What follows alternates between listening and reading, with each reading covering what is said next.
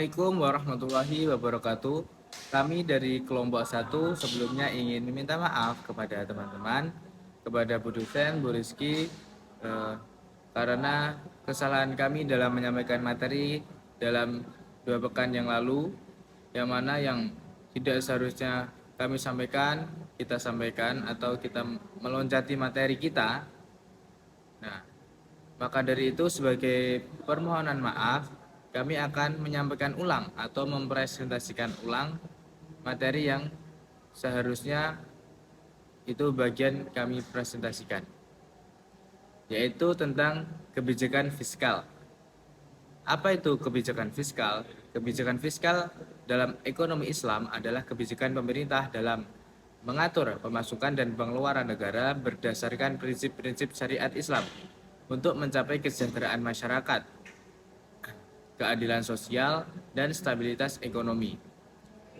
Dalam praktiknya, kebijakan fiskal digunakan untuk yang pertama, mengatur perekonomian negara. Yang kedua, untuk mengurangi kemiskinan, kemudian menciptakan pemerataan pendapatan, dilanjutkan yaitu menjaga stabilitas harga, serta meningkatkan kesejahteraan umat.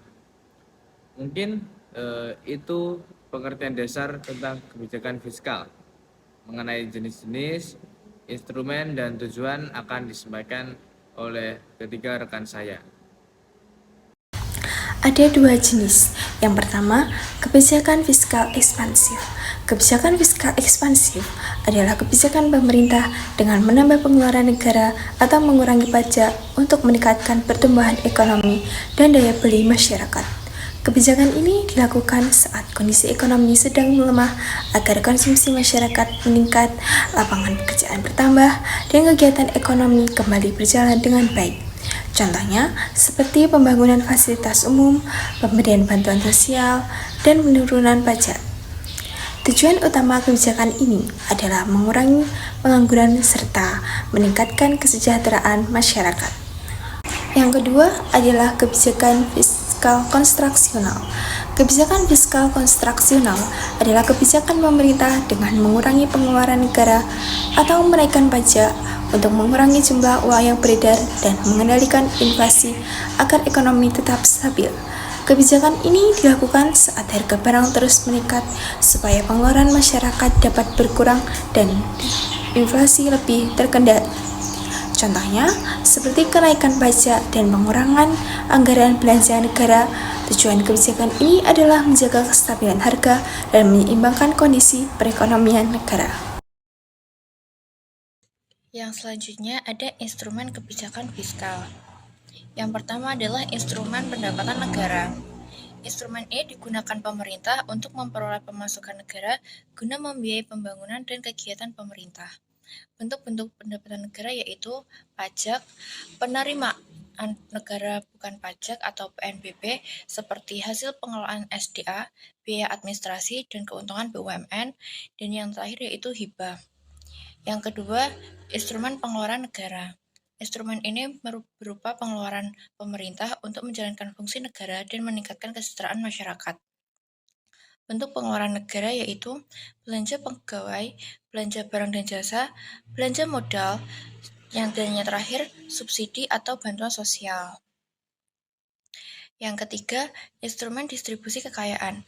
Instrumen ini digunakan untuk menciptakan pemerataan pendapatan dan mengurangi kesenjangan sosial. Bentuk instrumen distribusi kekayaan yaitu pajak progresif, subsidi, program bantuan sosial, dan yang terakhir pembangunan fasilitas umum. Selanjutnya ada tujuan. 1. Menjaga stabilitas harga agar tidak terjadi inflasi atau deflasi. Pemerintah mengatur pengeluaran dan pajak supaya harga barang tetap stabil. Jika terjadi inflasi atau deflasi, maka ekonomi bisa terganggu. 2. Mengurangi pengangguran dan meningkatkan kesempatan kerja. Pemerintah dapat membuka lapangan kerja melalui pembangunan proyek, bantuan usaha, atau peningkatan investasi, sehingga masyarakat lebih mudah mendapatkan pekerjaan. 3. Mendorong pertumbuhan ekonomi dan pendapatan nasional. Kebijakan fiskal digunakan untuk meningkatkan aktivitas ekonomi seperti produksi, konsumsi, dan investasi agar pendapatan negara dapat meningkat. 4. Mengatur penerimaan serta pengeluaran negara melalui APBN agar perekonomian tetap stabil, yaitu pemerintah mengelola pemasukan negara serta pengeluaran negara secara seimbang agar ekonomi berjalan dengan baik dan kebutuhan masyarakat dapat terpenuhi. Baik, mungkin itu yang bisa saya dan teman-teman sampaikan mengenai tentang kebijakan fiskal. Cukup sekian dari kami.